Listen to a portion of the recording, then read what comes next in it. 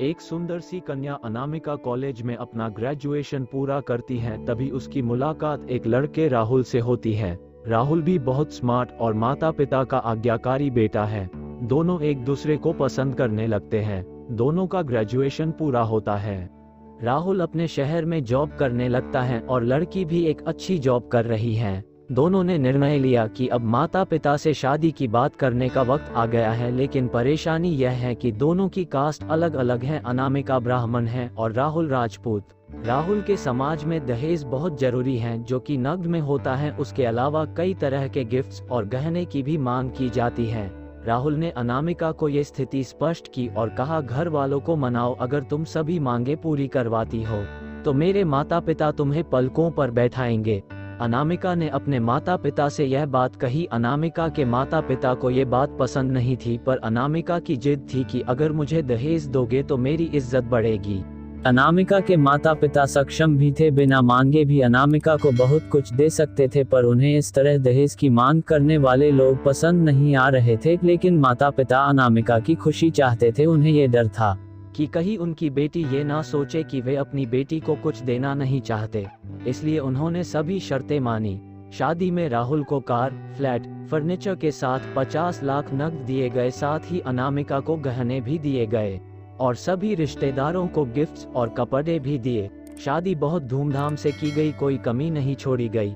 अनामिका को मन ही मन ये गुमान था कि कास्ट अलग होने के बावजूद माता पिता ने उसकी शादी ससुराल के हिसाब से की।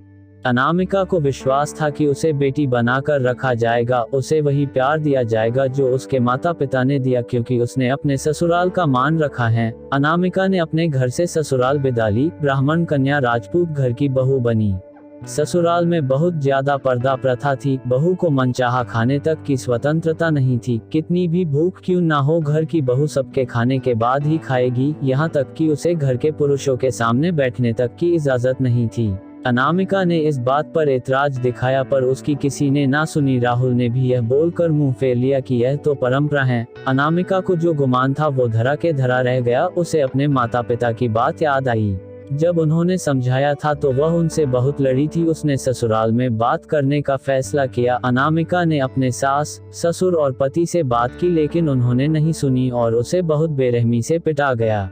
अनामिका ने कभी ऐसा व्यवहार नहीं देखा था। उसे जिस लाए हुए दहेज पर घमंड था वह चूर चूर हो गया था। अनामिका को माता पिता से बात करने भी शर्म महसूस हो रही थी और इसी कश्मकश में एक दिन अनामिका ने अपने आप को खत्म कर दिया। माता पिता को जब ये पता चला तो उन्हें अपनी गलती का एहसास हुआ कि वक्त रहते समझा होता तो बेटी साथ होती। जो लोग दहेज पर बेटे की शादी करते हैं उनकी सोच हर तरह से छोटी होती है। जो बेटे को नीलाम कर सकते हैं वो किसी और की बेटी को कैसे अपनी बेटी बना सकते थे। दहेज कभी खुशियों की चाबी नहीं बन सकता, ये बात सभी को समझनी होगी। इस दहेज प्रथा की कहानी में आपने पढ़ा होगा कि माता पिता ही नहीं, लड़की की सोच भी दहेज को सपोर्ट कर रही थी। कई बार लड़कियों को दहेज का गुमान हो जाता है, पर जो लोग लोभी होते हैं वो कभी अच्छे नहीं हो सकते। यह बात सबको समझने की जरूरत है।